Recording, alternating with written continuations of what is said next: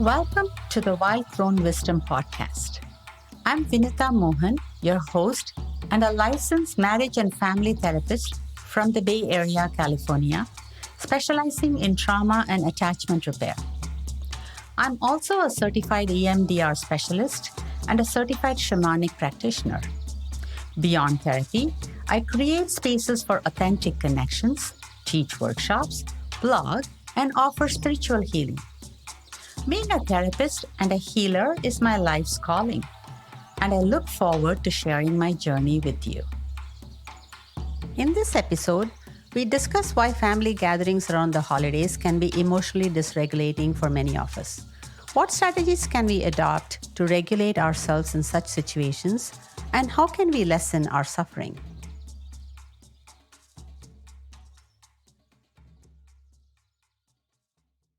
The holiday season is upon us, and many of us look forward to reconnecting with our families during this season of light and love.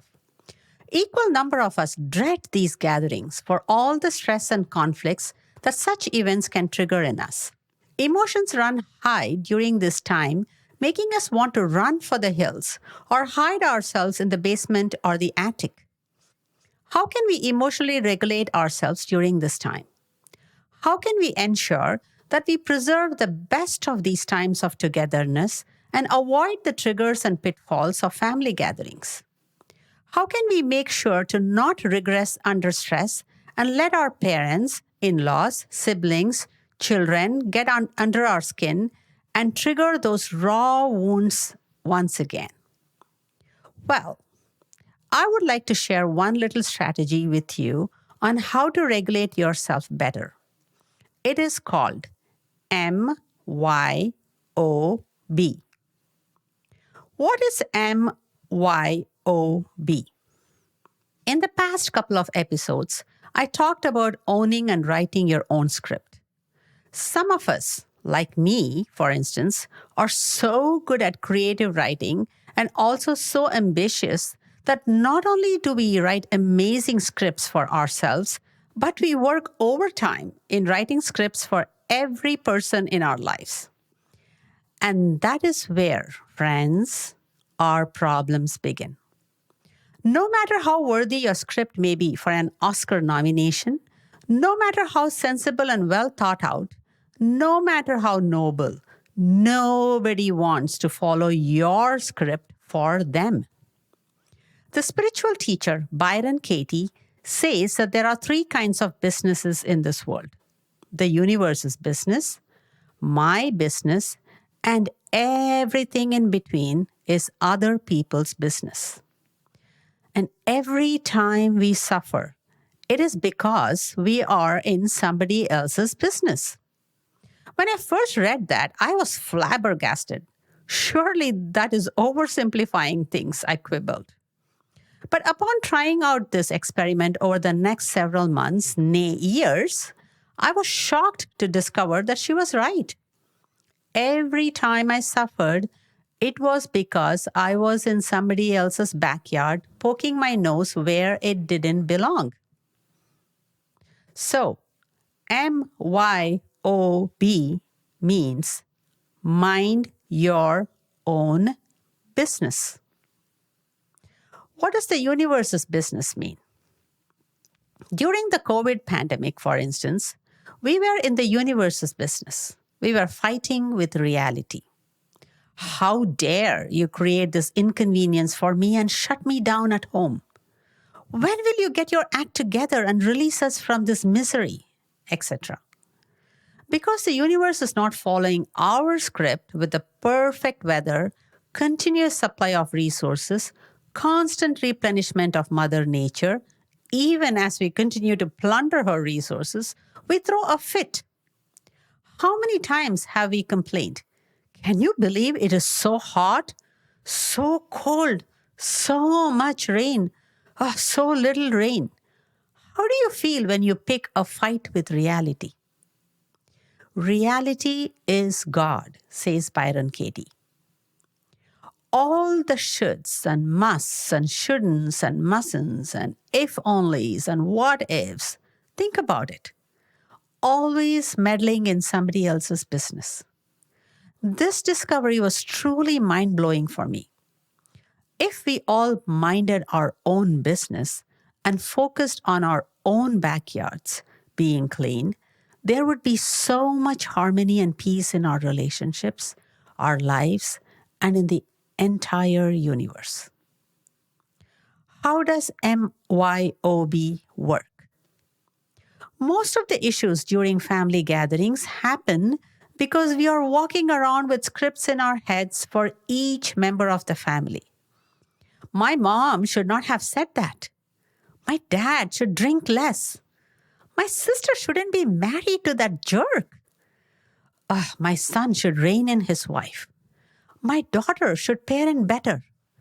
My family should appreciate me more for all the effort I put in. The list is endless. And the more they fail to follow our script, the more frustrated and resentful we become.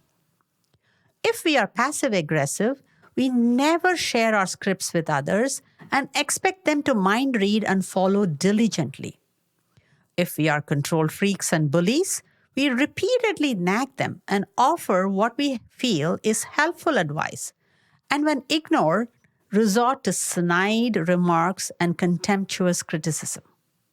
What can you do instead? At times like these, when someone or something upsets you, isolate the core issue in a statement and apply these 4 questions offered by Byron Katie. Question 1. Is it true? Question 2. Can you absolutely know that it is true? Question 3. How do you react? What happens when you believe that thought? Question 4. Who would you be without that thought? And the bonus question 5, turn around the statement. Let us apply that to a situation. Let's say the problem statement is, my family should appreciate me more. Question 1. Is it true? Go within and sit with this question for a few moments. Let a simple yes or no bubble up from your gut. If the answer is yes, go to the next question. If the answer is no, go to question 3. Question 2. Can you absolutely know that it is true? Is it absolutely true that they don't appreciate you? How can you be so sure? Can we ever know what another person is thinking, feeling, or experiencing? Question 3. How do you react when you believe that thought? What emotions come up? How do you behave? What other thoughts and beliefs bubble up? Do flashbacks from the past happen? Do you go into the fight, flight, freeze, faint modes? Do you yell, withdraw, shut down, punish, criticize? Question 4. Who would you be without that thought? For some of us who are so attached to that victim narrative, we are unable to fathom the answer to this question. We are attached to our victim stories. Others might say that they would be peaceful, free, loving, having fun, and so on. Question 5. Finally comes the turnaround, which might look like, my family does appreciate me, or I should appreciate myself. Listen, I empathize with your pain. It is incredibly frustrating, of course, to watch our loved ones struggle and make mistakes, especially when we can clearly see the right course or action for them. Minding your own business doesn't mean that we remain bystanders in our life and never speak up for what is right. We do have to be upstanders and advocate for fairness and justice. But we have to always check our true intentions behind our actions. Are our actions born from awareness and consciousness of what each moment calls for in terms of the highest good of all? Or is there a hidden agenda there somewhere that is more about us and our need to manipulate reality? In this context, I'm reminded of a story about a man and a butterfly. A man woke up one morning and found a butterfly struggling to emerge out of its cocoon. Almost all of the butterfly had emerged except its left leg, which was caught in the cocoon. The man watched the butterfly struggle for hours. Finally, when evening came and the sun was about to set, the man decided to help the poor butterfly and brought his scissors to cut the butterfly free from its cocoon. The butterfly limped for the rest of its life. Mind your own business. As the saying goes, the road to hell is paved with good intentions. So many family tragedies could have been averted if only the parents and grandparents did not make colossal mistakes in the name of love. The more we can use our discernment to know what is our business and what is other people's business and what is the universe's business, the more peace we will experience in our lives. Then we become a beacon of light, love, and joy in our family gatherings and help bring out the best in each of us. Try MYOB, mind your own business, this holiday season. Happy holidays. Thanks for listening to this episode of the Wild Crone Wisdom. In this series, we delve into the journey of our spiritual essence having a human experience. While many social scientists study human emotions, thoughts, and behaviors, and others explore transcendental experiences, few bridge the gap to help embody spiritual wisdom in everyday life. I call this the psycho-spiritual path. Through this podcast, I hope to share bite-sized practical insights for navigating life as an empowered sovereign being.